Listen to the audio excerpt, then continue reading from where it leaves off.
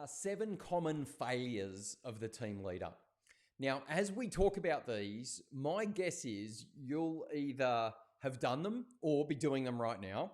You'll have had them done to you, or at some point as you grow and develop as a leader, they will be things you become aware of. And the question that we're trying to answer isn't you do them, you're a failure, it dents your identity. The question is, how do we become more aware of what the possibilities are and then build in the mindset and the skill set that helps us improve?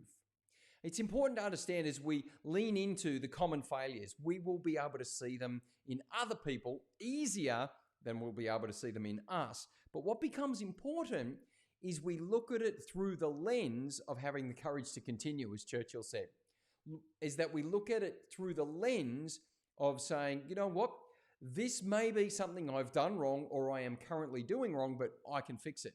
I can build the skill set and I can build the mindset. So what are they?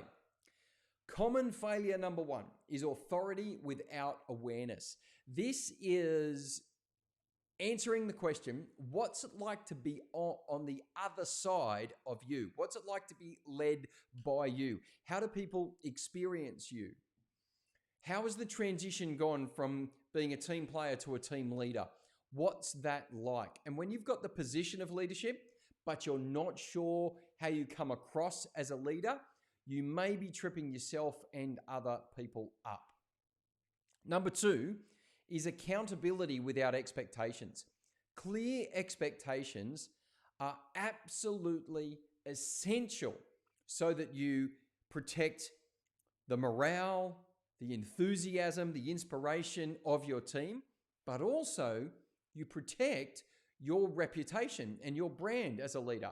The clearer you can be about who's expected to do what by when, the more empowering that is for everybody around them. And nobody likes being held accountable for something that was never clear in the first place.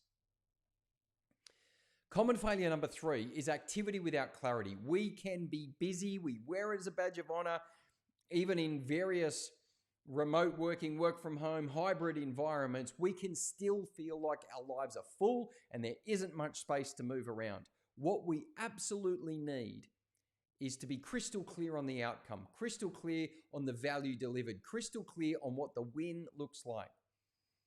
Brene Brown says, clear is kind. My executive coach trainer says, clarity is more important than certainty. And the clearer we can be about this, and if you marry clarity and expectation together, you get a really formidable formula for helping people feel engaged, heard, and empowered to get on with what the job needs to be. Number 4, common failure number 4 is discussions without decisions. At the end of the time we spend talking, what are we expected to know? What are we expected to do?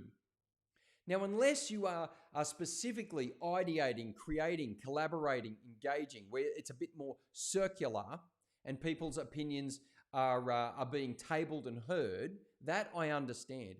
But typically, if we're going to sit with our team and have a conversation, the outcome of that conversation needs to be action of some kind, some sort of start, stop, or continue. And people don't want to spend time having conversations that don't move us forward in a way that's towards the objectives that we'd already set. Common failure number 5 is being way too directive and not collaborative enough. And the question is, which one are you likely to be? My leadership style is more directive. So I have to work much harder on collaborating, making sure I'm engaging people early, inviting people into the ideation and creativity process early. Tell without ask is a real challenge for leaders because people feel disempowered. People feel like they're not being asked to be part of the ground up solution to what everybody is doing. Common failure number 6 is conflict without confrontation. People know when there is conflict in a team. And if you and I are not prepared to deal with conflict, to navigate conflict, to stare it down head on and address it appropriately, professionally, and with dignity for everybody involved, people will begin to experience and view you as somebody that avoids this kind of experience, that avoids this kind of challenge. And nobody's saying it's easy. It's just that if you're not prepared to resolve conflict, you will limit your ability to lead. And the last common failure is work without play. It's when we forget to celebrate. It's when we forget to recreate. It's when we forget to notice and name and celebrate and encourage people for what they have done and what they are doing. All this and more is going to be talked about in our new flagship program, The Exceptional Team Leader. We unpack what it means to be aware. We unpack the mindset and the skill set of the leader who is competent, confident, and has influence.